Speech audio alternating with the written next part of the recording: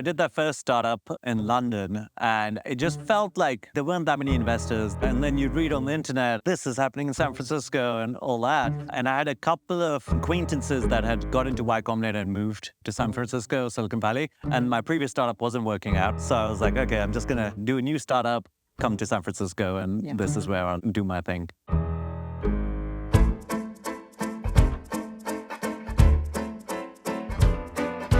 Welcome to the Room Podcast. I'm Claudia Laurie. And I'm Madison McElwain. We are on a mission to open the door to the room where it happens, sharing the stories of some of the world's most iconic founders and funders. We're recording this introduction the week before our 11th season launch at the Forbes 30 Under 30 conference in Cincinnati. After making it onto the 2024 list for media, we've hit multiple milestones, including our 100th episode and our first ever all-day conference, Inside Summit, with over 120 attendees July of this year. Authentic storytelling is core to our community, as Madison and I are both founder and funder. It all started as two best friends who met in the heart of San Francisco as product managers in 2018. Then realized as we were making career transitions into myself founder and Madison funder, that we wanted to talk to the entrepreneurs that had built great companies. Since starting the podcast in 2020, I founded Prive, a commerce payments startup, raised venture capital, and faced a ton of challenges that I ask our guests. Madison became a partner at Defy VC and was the first institutional investor in my startup, and is now at HBS and is a Pair VC fellow, bringing the funder perspective to the table. Scroll back to find our conversations with the founder and CEO of Zillow, Spencer Raskoff, to Michelle Zatlin of Cloudflare, Grammy Award-winning artist Sierra, and the creator of Next.js and CEO of Vercel, Guillermo Rauch. Everything from consumer to enterprise, we've got you covered. The best way to get to know our community, both online and offline, is by subscribing to the podcast and our newsletter, which you can find at theroompodcast.com. Before we dive into today's story, we have a few short messages from our sponsors. Perkins Coie supports the most innovative entrepreneurs and investors in fast-moving and high-growth sectors, addressing their myriad of legal needs. But the firm doesn't just provide end-to-end legal and business counseling to its startup clients. It also facilitates introductions to key advisors and sources of capital. Perkins Coie's interactive website, Startup Percolator, offers access to programs, resources, and rich dynamic content designed to assist entrepreneurs on their startup journey. To learn more, go to startuppercolator.com and Perkins Coie, COIE.com. This podcast is brought to you by Mercury, the banking platform businesses like the Room Podcast use to simplify their finances. It's time banking did more than hold your money. Now it can. With Mercury, you can pay bills in seconds, close the books faster, and even send invoices. Not only does Mercury do away with a patchwork of tools, it eliminates guesswork, giving you complete and accurate visibility into your business's finances, all from one account. Apply in minutes at mercury.com. Events have always been a cornerstone of the Room Podcast, and we've been proud to host dynamic gatherings since SF Tech Week's inception in 2022. This year was no exception. Last month, we partnered with our incredible sponsors, Mercury and Perkins Coie, to host a live recording in the heart of San Francisco during Andreessen Horowitz's Tech Week. With the generous support of CBRE, we had the privilege of interviewing Mercury's founder, Immad Akhund, in the historic Bank of America building. The event was a resounding success, drawing over 350 signups and selling out completely. Immad shared his compelling journey as a four-time founder, highlighting how he built Mercury, a banking service now empowering over 200,000 customers with their financial needs. Our conversation delved into Immad's life story, beginning in Pakistan, followed by his move to London at a young age, and eventually in his entrepreneurial rise in San Francisco. We explored his insights on fundraising, the genesis of Mercury, and how the company has navigated consumer demand amidst the challenges of a volatile banking landscape in the United States. This episode is packed with invaluable lessons, including a 7-step framework around raising venture capital, how to find growth through non-obvious partnerships, and the power of transparency as your greatest leadership tool. Let's open the door. Hello, everyone. Thank you for coming. Hope everyone's SF Tech Week is going well and everyone's not too exhausted. It's only day 1 of 7, so get ready and get your coffee. I'm Jessica North. I'm a corporate lawyer at Perkins Coie. I focus my practice on working with startups and venture capitalists here in the Bay Area. For those of you who are not aware, Perkins Coie is an international law firm dedicated to helping clients solve the legal and business challenges of tomorrow. For more than a century, we have represented clients at the forefront of technological change, from aviation to artificial intelligence.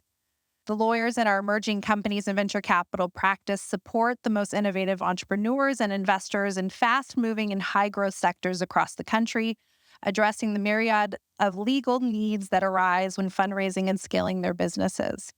The firm's tailored legal services are informed by a deep understanding of each client's discrete needs. Perkins Coie is proud to sponsor the Room podcast, and we are thrilled to have worked closely with Claudia and Madison to bring together the next generation of movers and shakers. So the Room podcast is hosted by Claudia Laurie and Madison McElwain. It's a top technology podcast founded in 2020 with the mission of opening the door to the room where it happens. They've done so across 11 seasons of conversations, which have included Sridhar Ramaswamy, the visionary behind Neva and the latest CEO of Snowflake, Cristobal Valenzuela, the driving force of Runway ML, Guillermo Rausch, the mastermind of Next.js and Versal, and Michelle Zatlin, co-founder and COO of Cloudflare and more. This year, they were named to the Forbes 30 Under 30 in Media, which I think deserves a round of applause. So Claudia and Madison met originally in San Francisco in 2018, where all the magic happens. They were both product managers, and they've established their careers together as the respective founder and funder. Claudia is currently the full-time co-CEO and founder of Prive, which is a subscription billing platform for CPG brands. Madison is an angel investor and a former partner of Defy VC's seed practice. If you haven't subscribed to their podcast, please do so after tonight. And with that, I'd like to bring Claudia and Madison to the stage to kick things off. Thank you, everyone, for being here.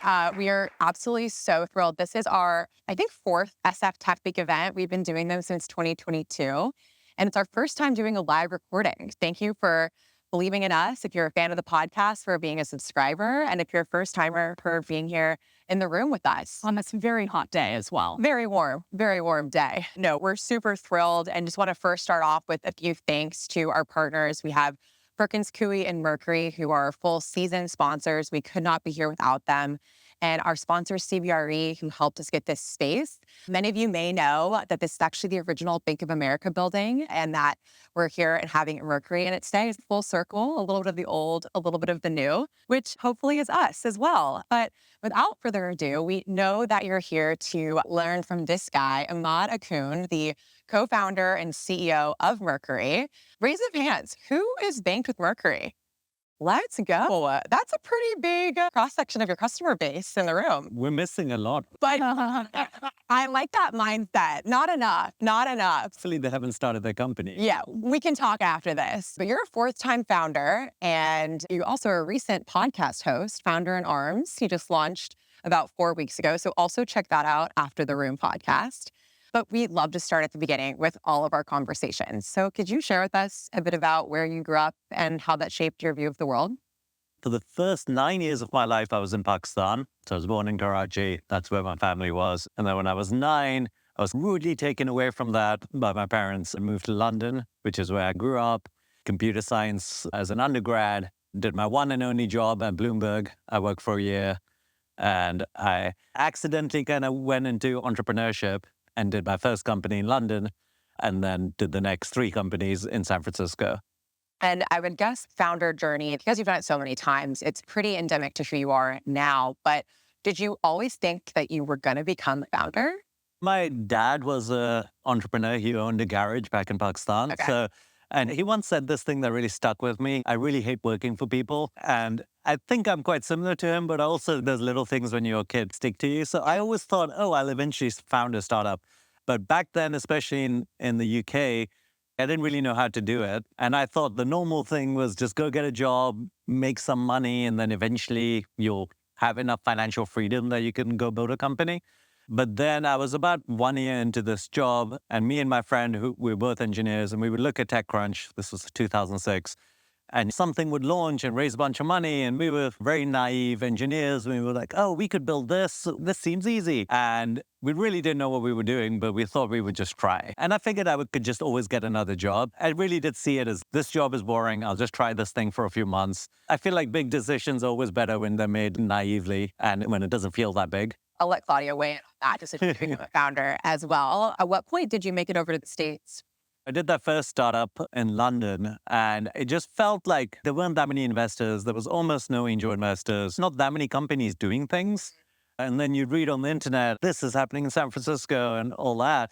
And I had a couple of acquaintances that had got into Y Combinator and moved to San Francisco, Silicon Valley. So I decided that's just what I had to do. And my previous startup wasn't working out. So I was like, okay, I'm just going to do a new startup, come to San Francisco, and this is where I'll do my thing. And that's a bit of what SF Tech Week is all about, Yeah. right? Like the belief and conviction that this ecosystem is still making things happen, despite sometimes remote work, despite a global pandemic. And you're alluding to a lot of different startups. But before Mercury, there was Hayzap, 2016. Tell us a little bit about that entrepreneurial journey and maybe some of those lessons learned, particularly with Hayzap, that launched you into Mercury. I started Hayzap end of 2008, and we sold it in 2016. And it was a very difficult startup. We raised a relatively small amount, 4-ish million, and it went on for 8 years. Wow. And we were profitable in the last 3 years, but it was really struggling for most of that time. And we did 4 full pivots. Any normal person should have really given up in that situation, but we just were like very stubborn about it. And eventually we sold it for 45 million, so it worked out. I feel like I made most of my mistakes as an entrepreneur there that I then learned from and applied those lessons at Mercury. But also the idea for Mercury kind of came while I was there. So yeah, like a lot of entrepreneurs, I would always be thinking about ideas. And when I started being an entrepreneur in 2006, all the things you use to run a business kind of sucked. Payroll was really painful. I remember this person came with a big kind of binder just to set up my payroll at Hayzap. And there was no Slack. We used to use like Skype for all of the communications at our business. And then banking was painful and you had to go to a bank branch. Everything seemed so antiquated. Like it was like, I have to send a wire and I have to call someone. It's going to take several days. It was very frustrating. And over time, all of those things improved apart from banking. So in 2013, I was like, wow, it's pretty obvious someone will improve banking. But I figured someone else would do it. But it was just an idea on my kind of mental map of ideas. And then by 2017, when I'd gone through my earnout and no one had improved it, we kicked it off. So 2017, you co-founded Mercury, but you did so with 2 of your previous co-founders from Hayzap, Jason and Max. Co-founding relationships need a lot of trust. So tell us a little bit more about how you decided to start another company with the same set of co-founders. So actually, they weren't my co-founders at the previous company. Jason and Max had joined straight out of college, Hayzap, but I'd worked with them for 5 years. And I guess I won't speak badly of my previous co-founders, but I had struggled with co-founders in my previous companies, not my previous one, but like I'd done 4. So I'd gone through all the co-founders' issues of various sorts. And what I had learned is it's much better to co-found with someone you worked with and you know how you work with them, their strengths and weaknesses in like a fairly deep way. My first startup, I'd co-founded with someone who I did work with, but we were in different teams and we didn't really work together. And this one, I knew exactly what was really great about Max and Jason and all their weaknesses. And I think they probably knew mine. And we had complementary ways of thinking. Like I think culturally we're very similar. We're all fairly humble, direct people, and we had complementary skills. Max is engineering and Jason, he was the sales leader at that time. At that point, I was like, wow, he can just do all the sales for Mercury, although he ended up leading our product and I ended up doing a ton of the sales. That's fine. We have a lot of co-founders and founders in the room. What are some pieces of advice that you have around maybe resolving conflict with a co-founder? I think the best way to resolve conflict, and I actually apply this to everything, like this is how I work with my wife too, is to have kind of what I call like domains of control or domains of excellence or whatever, where this is my thing. And at the end of the day, if there is a conflict, whatever is my opinion wins in that thing. And there's another set of things that are their things. And if there is conflict or disagreement, that's their thing. It's fine. It does involve trust because sometimes they'll be wrong or I'll be wrong and they think I'm wrong. But the idea is these things won't fester. It's like, okay, if it's an engineering decision, it's on Max. If it turns out he's wrong, that's fine. That's his decision to make kind of thing. And I'm not going to get worked up about it. And then lastly, have a clear CEO. And if it's really something that, if it's a business strategy question or something like that doesn't fall into someone's domain, then the CEO is the tiebreaker. I feel like sometimes people bring their emotions into their choices. If I feel like when we disagree, yeah, I never take it personally. If things are very obvious, then it's not an interesting question anyway, right? The reason people are disagreeing is because the question is interesting, and it's very reasonable to have different opinions on that. Yeah, it's a great take. Let's focus a little bit more on Mercury and the product. You mentioned driving to a bank to open a bank account. It's not really the greatest consumer experience, but banking is a large sector. A lot of folks are innovating in this space. Out of all of the challenges, how did you know where to start? I really focused on my own personal journey and what I would want. And I really wanted to make a product that would work for an immigrant entrepreneur and give them an operational bank account. And we were just always very focused on that. I think it's much easier to build a product for yourself than to imagine some use case and try to imagine what product you would want for that use case. And although banking is big, I would say even now, there's not that many fintechs that go after it, and most of the market share of banking is still owned by the incumbents. So, but definitely in 2017, when we started, it was a very open space. And I did explore, should we go after freelancers and gig workers instead of startup entrepreneurs? We explored a few different things, but in the end, it settled down to like, I know this space, I know how to get distribution. Let's do that first. So you started Mercury in 2017 and you really launched your product in 2019. And Mercury is fintech, not a bank. So I imagine in those 2 years, we're navigating some challenging dynamics with banks and being a company that is allowed to take folks' money. So could you tell us a little bit more about that time in Mercury's life cycle? The first 9 months, we didn't incorporate or really get working on something. I was supposed to be taking time off, but I have a hard time sitting around. So I'd never done a fintech company before. My previous was a developer tools company. So the first 9 months, I really talked to a lot of fintech entrepreneurs, talked to a lot of lawyers, just try to get a handle of all the things that I didn't know and what were challenges I would face. I knew how to build a product and get customers, but doing a bank partnership, building up a compliance and risk organization wasn't something I was familiar with. So that was the first few months. And actually, part of that was also just validating, is this even possible? I started the first month saying, okay, is this even a good idea? And I remember about a month or two in, I was like, I'd have a conversation, someone would mention ACH. There's a lot of acronyms in the fintech space. And I would be like, I have no idea what these people are talking about. But over time, build up your understanding of the space and understand what is really known. And I remember in 2017 thinking, wow, these people know so much. This was going to be really hard. But actually in 2017, I was still extremely early to the neobank space. In some ways, we were a pioneer. But back then, it felt like we were late because people had been doing it for several years. So that was the first bit. And then once we got started, obviously we raised a funding round, and Andreessen Horowitz was our seed investor.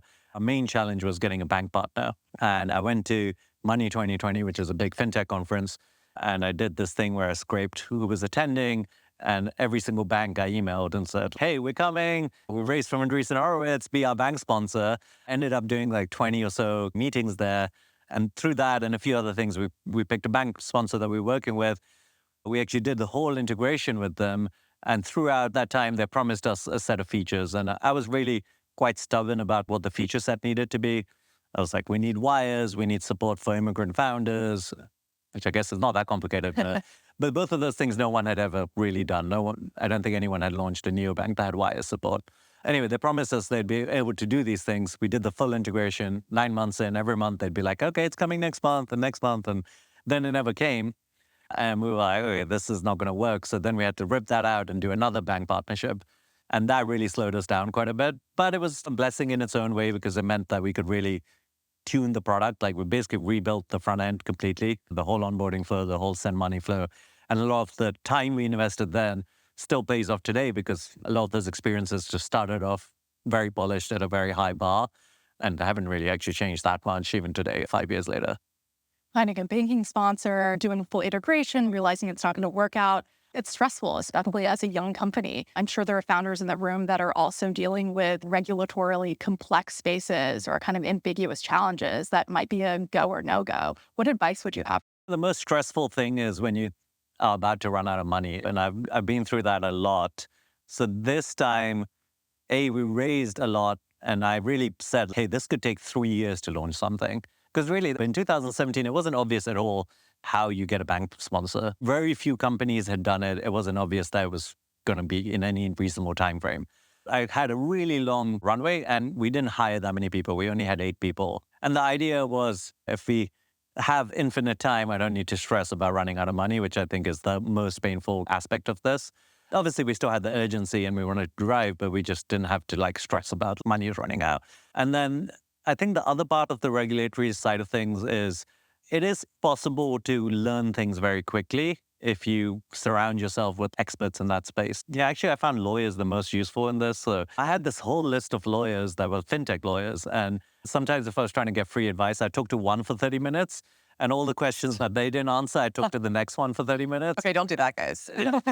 No, they're actually, I think, okay with that to some extent, because eventually we did engage some of them with full-time work. But you can learn a lot. If you're talking to someone smart and you have very pointed questions, you can get to understanding what's the unknowns, what do you need to really understand?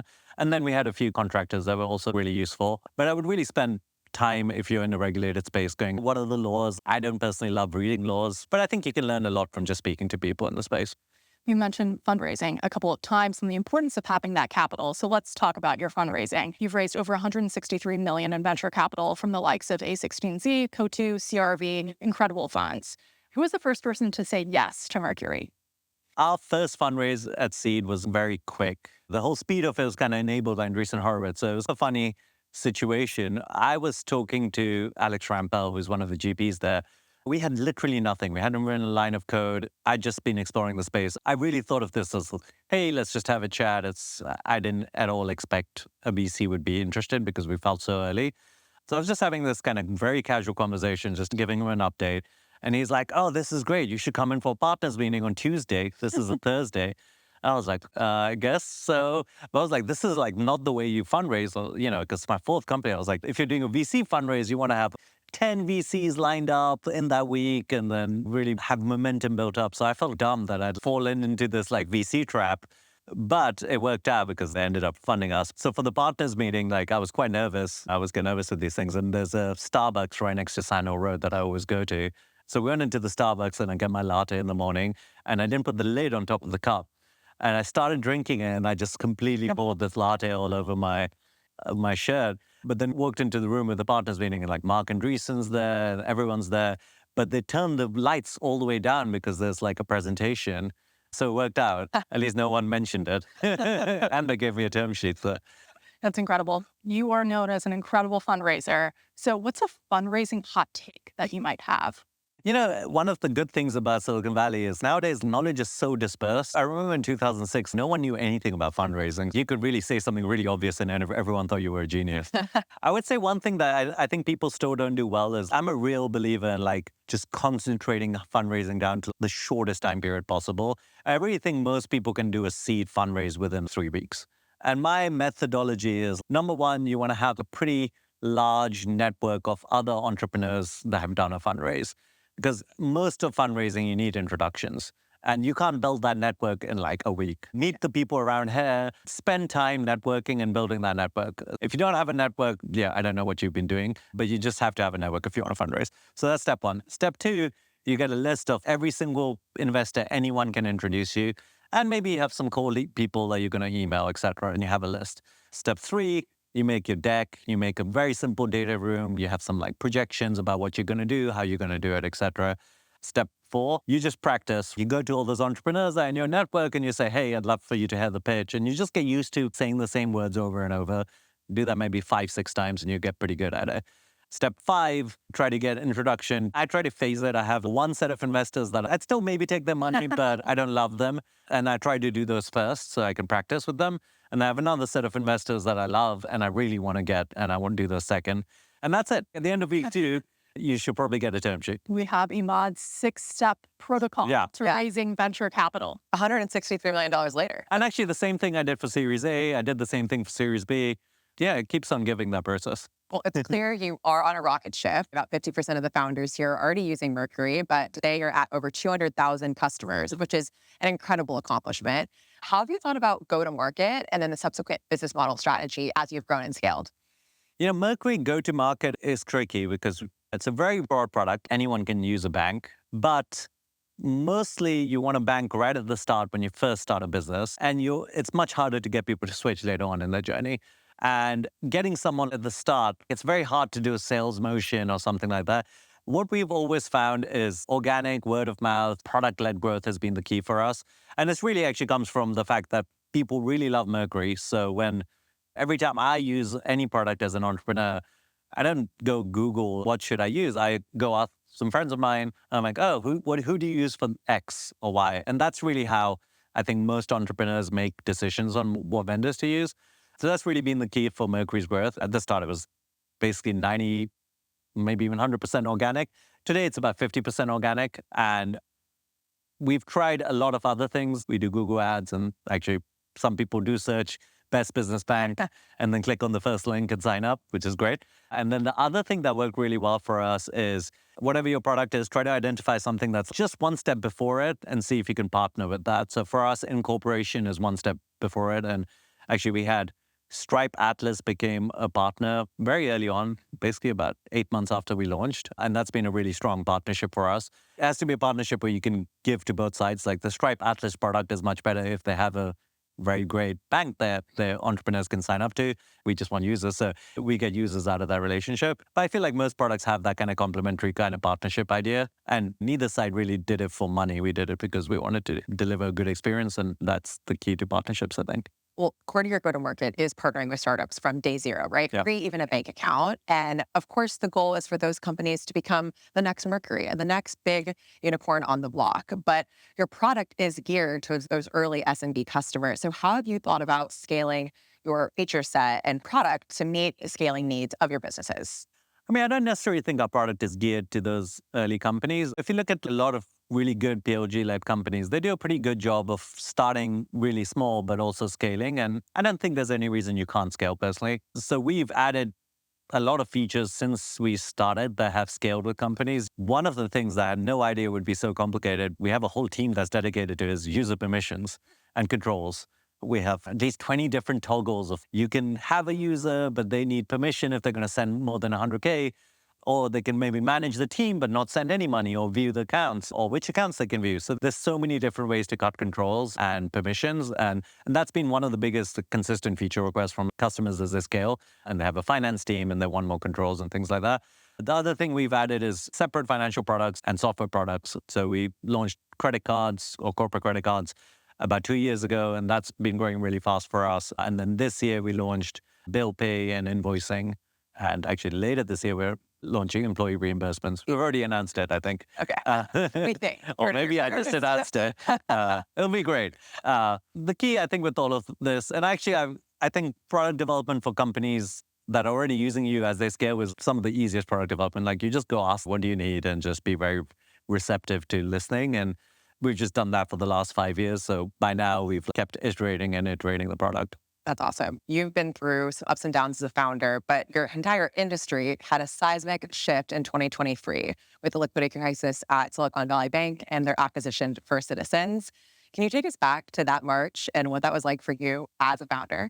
Yeah, it started on Thursday. That's when everything was going down. And initially it was, I probably shouldn't say it was fun, but it was exciting for us because we were just getting a ton of signups, and I didn't think it was going to be a big deal. I just saw whatever people are freaking out, but if you want to sign up to the service, as we talked about distribution, it's not easy. So we were just really focused on how do we enable people to sign up and give them a good experience, especially since we were developing a backlog and we ended up pulling a lot of resources and focusing on getting these people bank accounts. So that was like the Thursday.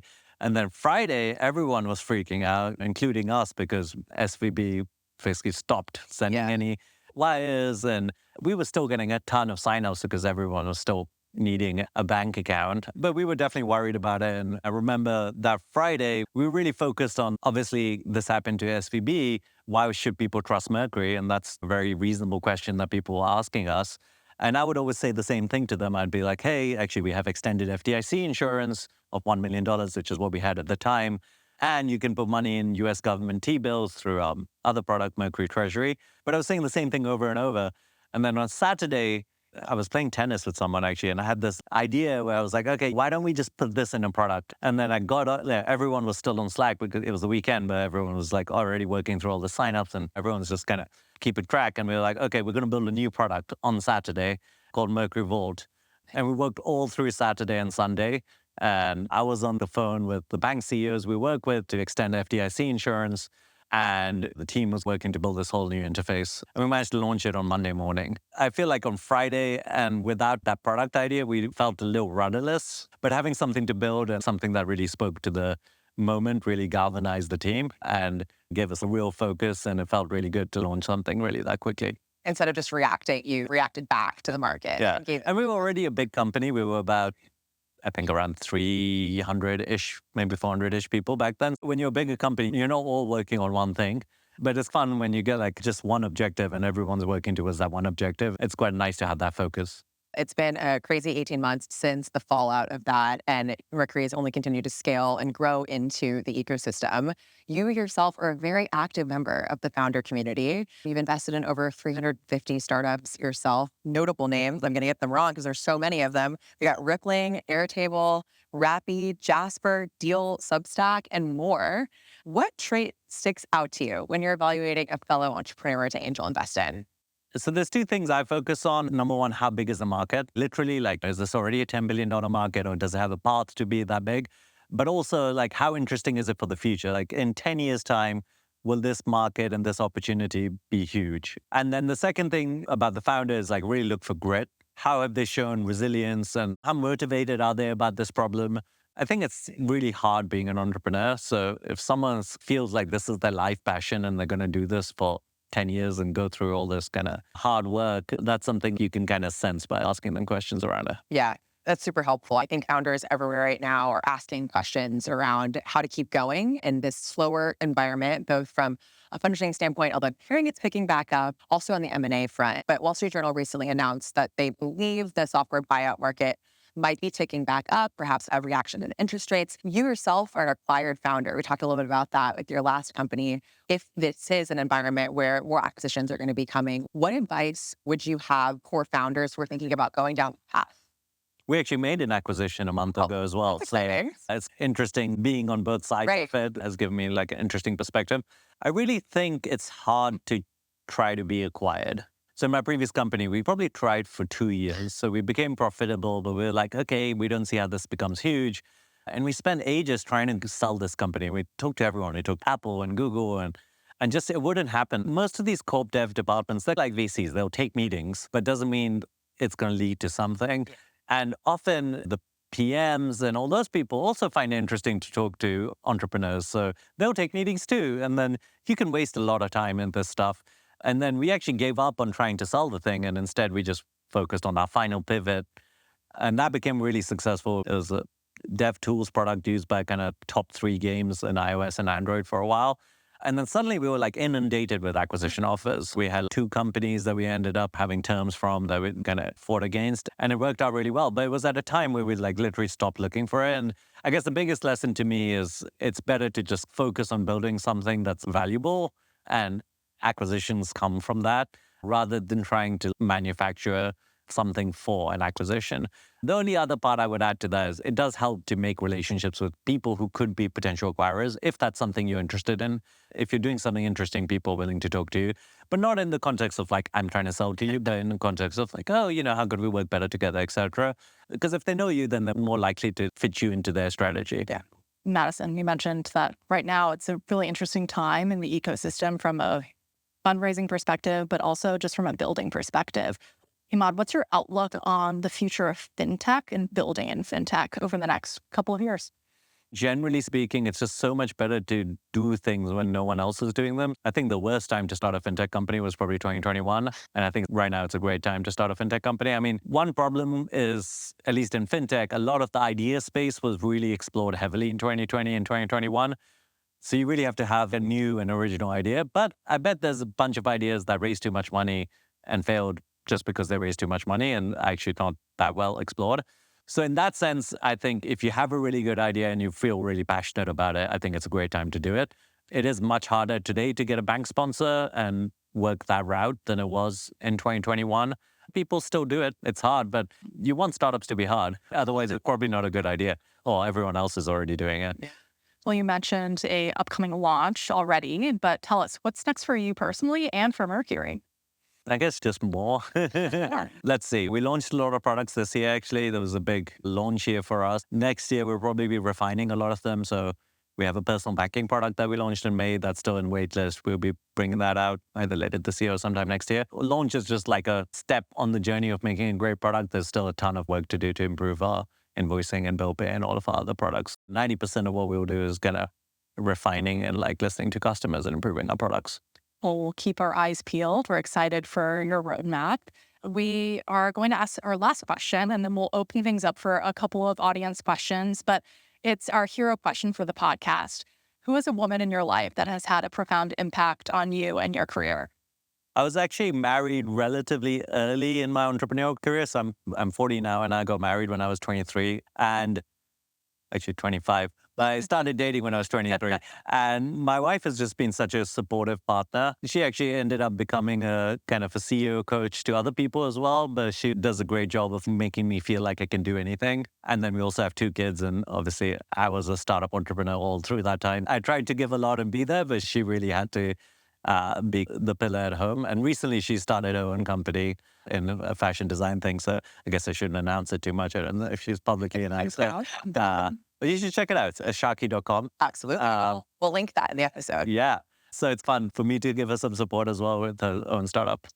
Immad, thank you so much for joining us in the room today. It's been a real pleasure to tell your story and get to have an audience hear it live. We'll also be putting this on our podcast as a part of season 11. Before we let you all go to happy hour, I just want to give a final shout out. Thanks to you, Elizabeth, and the whole Perkins team, Jessica as well, and then Kelly and the Mercury team too. This day really wouldn't have been possible without their help. And of course, the space brought to you by Lucas and CBRE team. With that, let's give Immad a round of applause and let's put some drink. Thank you so much for joining us at The Room podcast.